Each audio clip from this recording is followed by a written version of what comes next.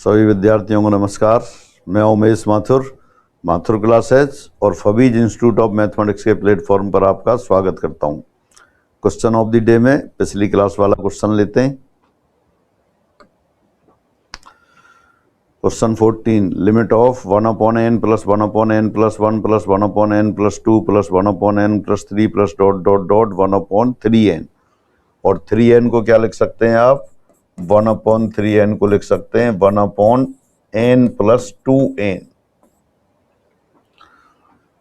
अब ये जो इनफाइनाइट सीरीज दे रखी है, इसको अपन लिमिट निकालनी है तो इसको पहले इंटीग्रेशन में चेंज करेंगे।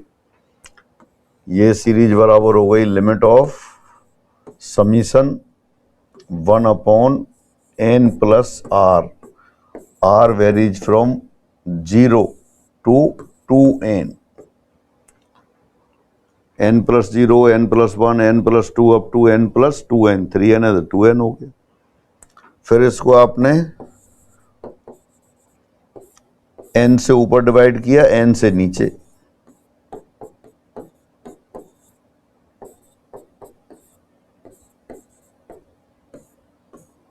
Limit n tends to infinite.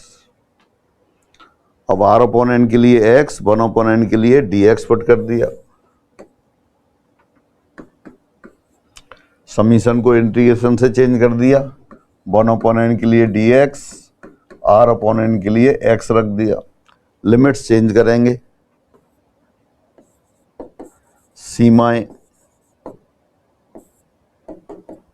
x equal to r/n, therefore at r equal to 0, x equal to 0, r equal to 2n पर x equal to 2n/n 2। तो लिमिट हो गई 0 to 2। ये जो सीरीज दे रखी थी इंटीग्रल में चेंज हो गई। इंटीग्रल कर दिया log of 1 plus x, limit 0 to 2, log 3 minus log 1, log 1 0 है तो log 3 minus 0, this equal to log of 3। Third option आ गया। log of 3 लिखें या log of 3 बेस e लिखें, एक ही बात है।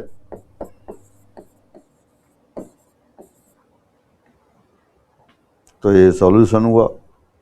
जब डेफिनेट इंटीग्रल पढ़ते हैं तब इस कॉन्सेप्ट को आप काम में लेते हैं। Fundamental theorem of integral calculus, उसकी सहायता से जो भी सीरीज दे रखी होती है समीशन फॉर्म में लिखते हैं, उसको 1/n और r/n में व्यक्त करते हैं।